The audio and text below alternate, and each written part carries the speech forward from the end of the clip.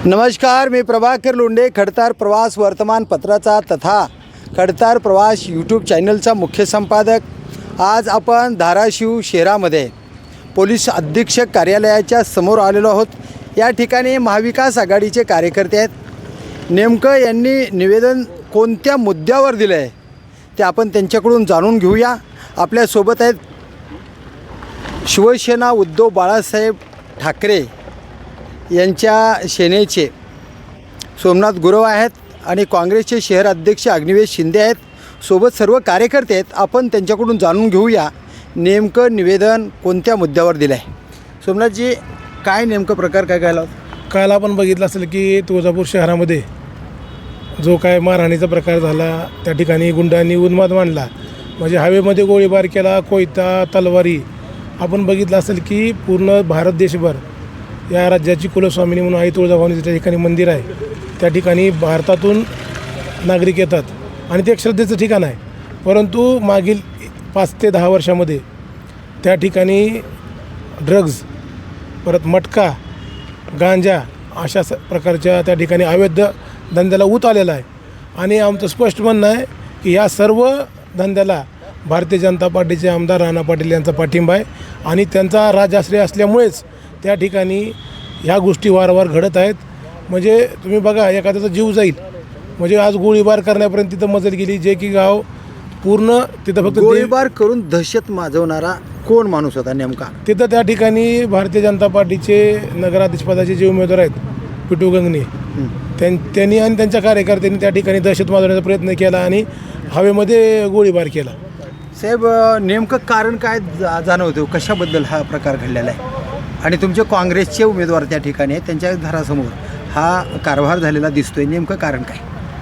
कारण म्हणजे असं आहे की गेली अनेक वर्ष या तुळजापूर शहरामध्ये जे स्थानिकचे गुंड प्रवृत्तीचे लोक आहेत की ज्यांचे या तुळजापूर शहरामध्ये प्रचंड अवैध धंदे आहेत आणि अवैध धंद्याला पाठबळ या राज्यातल्या सरकार आणि सत्ताधारी पक्षाचे भाजप, तिथले स्थानिकचे आमदार यांच्या पाठबळानं या तुळजापूर शहरामध्ये ड्रग्ज असतील, ते अवैध पत्त्याचे क्लब असतील, सर्व 2 नंबर धंदे करून अमाप संपत्ती कमवून त्या पैशाच्या जीवावर तरुण पिढीला बरबादीकडे घेऊन जाऊन कसंही त्यांना हवे तसं राजकारणासाठी वापरून या तुळजापूरमध्ये गेले अनेक वर्ष उन्माद या टोळीकडून केला जात आहे। आणि आत्ताचं तत्कालिक कारण म्हणजे नुकतीच जनतेतून नगराध्यक्षपदाची जी निवडणूक पार पडली, त्या निवडणुकीमध्ये समोरचे आमचे महाविकास आघाडीचे उमेदवार मगर, अमरभैया मगर यांच्या घरावरती काल आपण CCTVच्या रेकॉर्डिंग सर्व चॅनल्सनी दाखवलेले आहेत, कशा पद्धतीने उन्माद काल या गुंडांनी घातलेलं आहे। कारण काय जाणवतं? कारण केवळ की आमच्या ह्या शहरावर आमचं जी अनभिषिक्त सत्ता आहे याला तुम्ही आव्हान कसं देताय, याचा राग मनाशी धरून सत्ताधारी पक्ष आणि त्यांचे आमदार यांच्या इशाऱ्यावरून ह्या स्थानिकच्या गुंडांनी जो त्यांच्या विरोधात आवाज उठवतोय त्यांच्यावरती चालून जाऊन जीवे मारण्याचा प्रयत्न काल केलेला आहे। त्यांच्या कुटुंबातील एक सदस्य सोलापूर येथे उपचार घेत आहेत।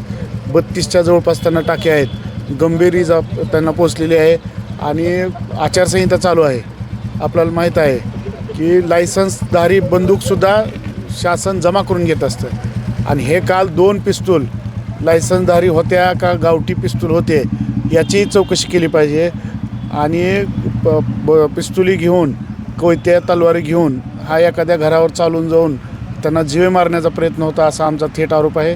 आणि या गुंडांना या हल्ल्याच्या पूर्वी अर्धा तास आणि हल्ला झाल्यावर एक अर्धा 1 तास कोण फोन केले किंवा ह्या गुंडांनी कुणाकुणाला फोन केले याचे CDR जर काढले, आता आम्ही सन्माननीय पोलीस अधीक्षक मॅडम यांना हेच विनंती केली आहे की आपण ह्यांचे CDR तपासले तर आपल्याला हे प्रत्यक्ष हल्ला करणारे आणि ह्यांच्या खांद्यावर बंदूक ठेवून हल्ला घडवून आणणारे ह्या सर्वांचा पर्दाफाश या जिल्ह्यातील जनतेसमोर होणार आहे। सर, काय मागणी केली तुम्ही आता ऋतू मॅडमकडे, पोलीस अधीक्षक? आम्ही SP मॅडमकडे एकच मागणी केलेली आहे, याच्यामध्ये जे दोषी आहेत, जे सत्ताधारी पक्षाचे, ज्यांनी ही पूर्ण त्या ठिकाणी गुंडागर्दी माजवलेली शहरामध्ये, त्यांचे CDR तपासावे आणि त्यांच्यावर कठोर अशी कारवाई करावी, जेणेकरून त्या ठिकाणी पोलिसाचा धाक राहिलेला नाही, पोलिसाचा जरब राहिलेला नाही।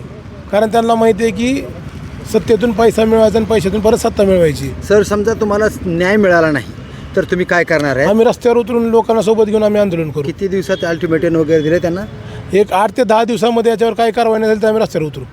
तर हे आहेत महाविकास आघाडीचे कार्यकर्ते, शिवसेनेचे, काँग्रेसचे आणि सर्व कार्यकर्ते या ठिकाणी आहेत. जर 8 ते 10 दिवसामध्ये योग्य ती कारवाई नाही झाली आणि या गुंडाला आळा नाही बसला तर योग्य ती कारवाई करण्यासाठी महाविकास आघाडी रस्त्यावर उतरणार आहे आणि नंगानाच करणाऱ्या आणि उघडे हत्यार घेऊन, कोयते घेऊन, बंदुका घेऊन नंगानाच करणाऱ्या माणसावर योग्य ती कारवाई करावी आणि त्यांना आळा बसवावा अशीच मागणी महाविकास आघाडीच्या कार्यकर्त्यांनी केलेली आहे. तर बघूया पोलीस अधीक्षक या प्रकाराकडे कशा पद्धतीने बघतात ते येणाऱ्या काळातच. मी प्रभाकर लोंढे, खडतार प्रवास वर्तमानपत्राचा तथा खडतार प्रवास यूट्यूब चॅनलचा मुख्य संपादक.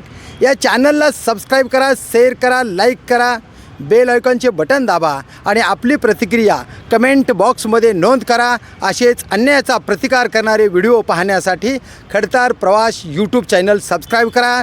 धन्यवाद. धाराशिवकर. जय हिंद, जय महाराष्ट्र.